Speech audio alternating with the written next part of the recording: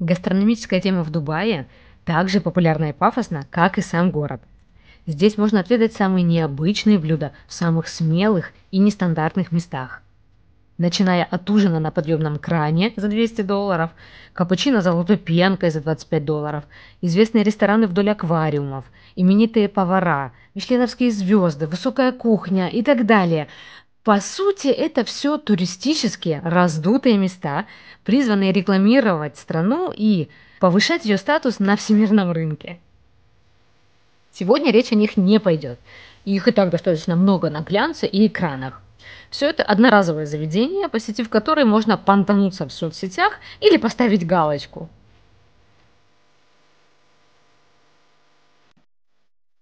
По опыту жизни во многих странах и работая долгие годы в туризме, могу вам сказать, что мы стараемся избегать туристических заведений и предпочитаем места для местных. Вот там будет вкусно, аутентично, хороший сервис и зачастую бюджетно. Поэтому сегодня в выпуске я вам постараюсь показать наш топ ресторанов, кафе, фудкортов в Дубае, ориентированных на 5 основных пунктов.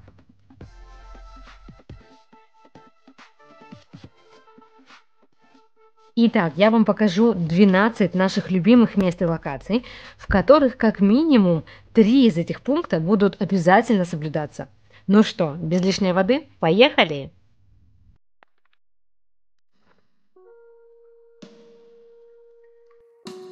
Такого рода заведений в Дубае стало очень много, и они набирают все большую популярность. Из огромного ряда кафе я выделила всего 2, на мой взгляд, с чуть лучшим сервисом, чем остальные, хотя они все примерно похожи. Эти заведения рассчитаны на политику здорового питания.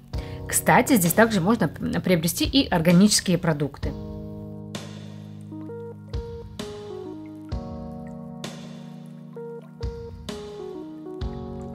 У данного кафе концепция павильона, где можно как покушать, так и порадовать себя обновками. В отличие от меню, в магазине цены выше среднего. Вкусный, да? Тост, да. Кстати, вкусный, да, был? Да. С сиропчиком. Дабл эспрессо. Дабл. А у Тани ведро. Просто принесли, налили ведро такое. Шикарно пахнет.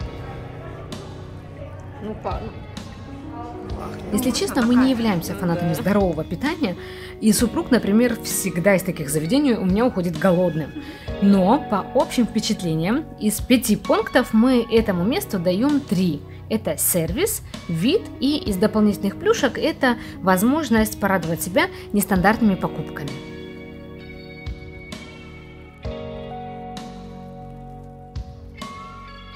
Второе заведение с похожей концепцией, только вместо здорового питания оно направлено на духовное развитие. Отсутствие возможности пить кофе с коровьим молоком вместо соевого, миндального нас немного расстраивает, но изобилие зелени и декор на 5. Здесь также присутствует магазинчик с милыми душепредметами. Это что? Лунный календарь. Смотри, какой красивый.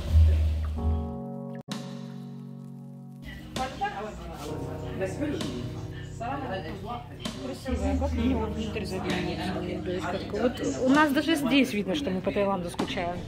Ну вкусно? Ты попробовала? Вкусно прям? И вот так опять сделала. Да, класс, Таня у нас Отрежь, мастер. пожалуйста, где я причмокиваю. Этому заведению также из 5 заявленных пунктов я приписываю 3. Это хороший вид, хороший сервис, и из дополнительных плюшек это наличие магазинчика и изобилие зелени.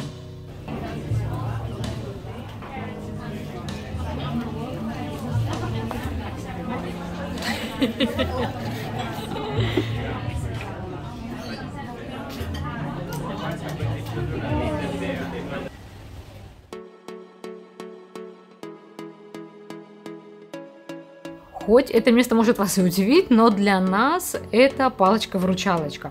Это фудкорт Икеи. Сюда мы часто ездим на обед, здесь прям вкусная кухня, довольно большой ассортимент и супер бюджетно. Иногда мы часто приезжаем просто поболтать, попить кофе с тортиком, который у меня, кстати, в отдельном любимом списке. Я долго не буду останавливаться на этом месте, так как у меня на канале есть 2 видео про Икею, где я подробно рассказываю о фудкорте. Вкратце только то, что здесь очень классно с детьми, для них здесь много места, игровая площадка, они могут посидеть на лавке, посмотреть мультики. Здесь будет супер бюджетно, например, чашка хорошего кофе здесь стоит 7 дирхам, большая порция тефтельки пюре брокколи здесь стоит 12 дирхам. А вот такой набор вам обойдется всего в 28 дирхам.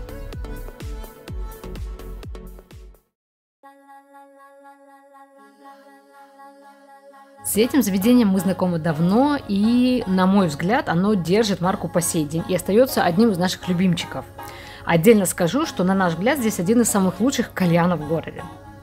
У этого ресторана классное расположение и вид. Он находится в Ля-Мэр, это самое сердце города. Здесь европейский контингент, узбекская и русская кухня. Всегда будет вкусно и для такого заведения довольно бюджетно. Также, если вы, например, с английским на «вы», здесь вам будет очень комфортно, потому что основная часть персонала – это русскоязычная. Из 5 заявленных пунктов этому заведению я могу смело дать все 5. Здесь вкусно, здесь хороший вид, неплохой сервис, относительно бюджетно. И из дополнительных плюшек это классное расположение. И плюс, например, заранее вы можете приехать и прогуляться по Ля-Мэр.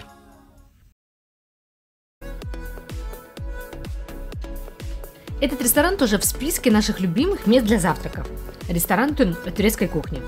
Мой супруг из Турции, а там, если вы вдруг знаете, завтрак – это отдельный семейный ритуал и, наверное, один из самых главных приемов пищи. Мы очень любим выезжать с семьей на завтраки, и в Дубае мы долго искали такие места. Пока лучше, чем Касаб, если честно, мы не нашли. Кто знает классные места для завтрака, поделитесь, пожалуйста, ссылками в комментарии. Бранчи в отеле не принимаются. У этого ресторана есть 2 локации в городе. Одна на Пальме, а вторая в торговом центре Батута. На Пальме, конечно, выигрышный вид, но все-таки я люблю больше Касаб Батута. Мне кажется, что наименования порций там немного отличаются в лучшую сторону. По крайней мере, нутеллы там дают больше, и чай заваривают чуть лучше. Этому заведению я также даю 5 из 5. Какие-то мелкие недочеты я смело закрываю тем, что это единственное место, откуда мой супруг с завтрака уходит сытым. Думаю, вы меня понимаете, что такое сытый супруг в семье. Нет. Нет?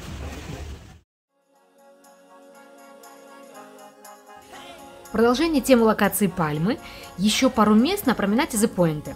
Эта локация сама по себе хороша. Здесь много приятных мест, где можно посидеть с видом на Атлантис и шоу фонтанов, которые, кстати, относительно новое и абсолютно не уступает поющим фонтанам у Бурдж-Халифа.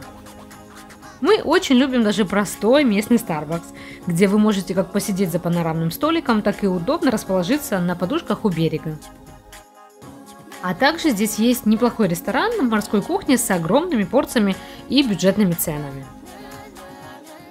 Это отличная локация для вечернего ужина с просмотром шоу фонтанов в 5 метрах от вас. По 5-бальной шкале это твердые 4 пункта. Единственный минус этого места – это платная парковка. Если не ошибаюсь, она около 35 дирхам. Но при счете от 150 дирхам она уже включается в стоимость.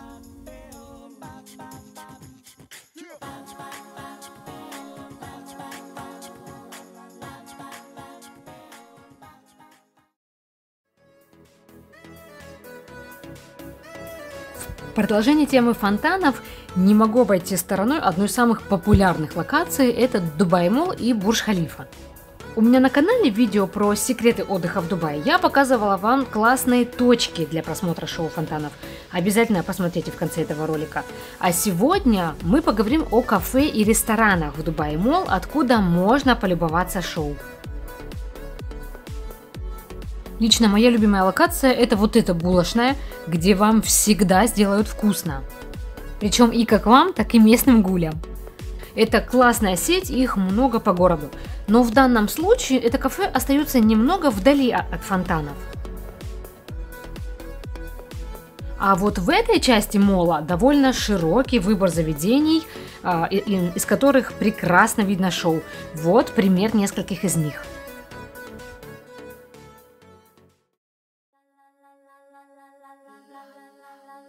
Еще один молл и еще одно панорамное место – это фудкорт в Марина Молл.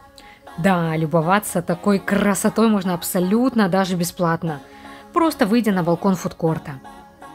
В жаркие месяцы вы можете располагаться внутри помещения, оно прохладное, с кондиционерами, по сути, ничем не уступающее напротив стоящему Пьер Севен. А в прохладные месяцы на балкон выставляют столики, и вы можете насладиться обедом или просто чашечкой кофе или мороженым с видом на роскошную марину.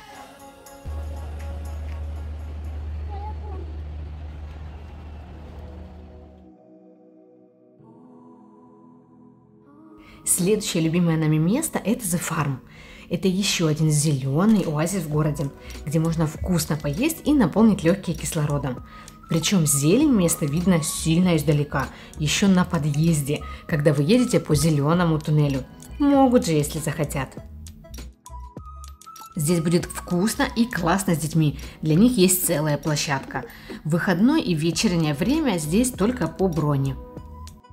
Единственный минус этого места – это его удаленность. Он находится недалеко от деревни Global Village, поэтому можно иногда совмещать эти два места. Я даю этому месту 4 пункта из 5. Здесь вкусно, классный вид, хороший сервис. Из дополнительных плюшек это детская площадка и зелень. Единственное, что здесь будет не бюджетно.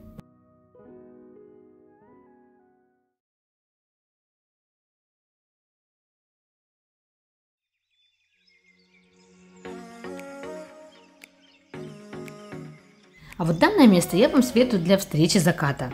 Это относительно новый променад, который находится на основании пальмы Джумейра. Здесь пару кафе, и вы их не пропустите. Это тот редкий случай, когда можно посидеть вблизи залива и почувствовать себя на курорте.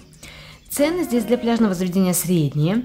Здесь pets friendly и child friendly, которые в свою очередь, кстати, очень любят проводить время у кромки воды, отыскивая ракушки и звезды, которых здесь, кстати, очень много.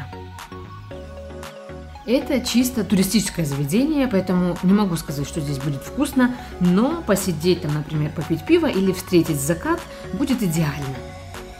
Из 5 заявленных пунктов этому месту я даю 3. Здесь будет хороший вид, неплохой сервис, и из дополнительных плюшек это близость к морю и раздолье деткам.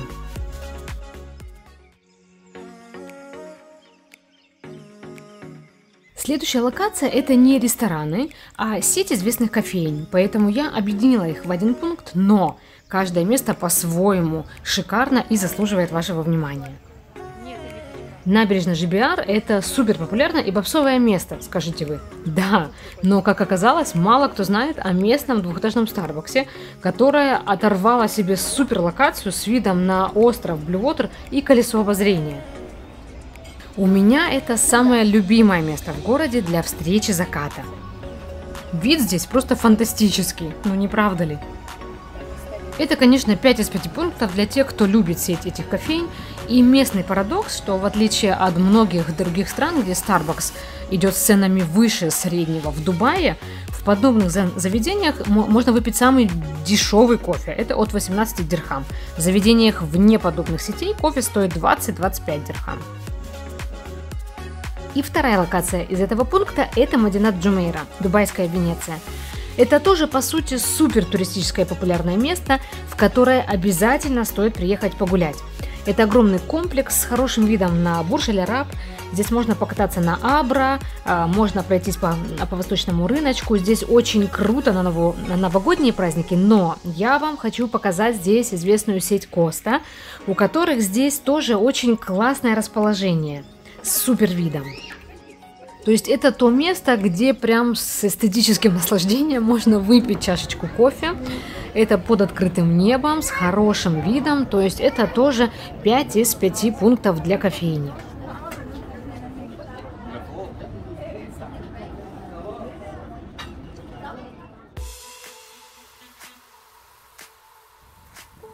Еще одно место, о котором я уже сегодня упоминала, это насыпной остров, где расположен Ай-Дубай. Самое большое колесо обозрения в мире. Сюда можно добраться по пешеходному мостику с набережной Жибиар. До последнего года здесь было малолюдно. И выстроена хорошая набережная с массой кафе и ресторанов. Отовсюду будет супер вид, либо на материк Ижибиар, либо же на Айн-Дубай. В это место обязательно вам рекомендую прийти даже просто погулять, а с пятницы по воскресенье все заведения работают только по предварительной броне. Из 5 пунктов я им даю 3, нам здесь не очень вкусно и здесь далеко не бюджетно. А какие у вас любимые места в Дубае? Или в каком самом необычном месте вы когда-либо ели? Напишите, пожалуйста, в комментарии. Я надеюсь, что это видео было вам полезным. Поддержите его, пожалуйста, лайком и подпиской. Если еще не были, обязательно переходите на канал, где я рассказываю о том, как живут русские в Дубае. И до встречи в новых интересных местах. Пока-пока! Я так модно не налью, как он так делал, так.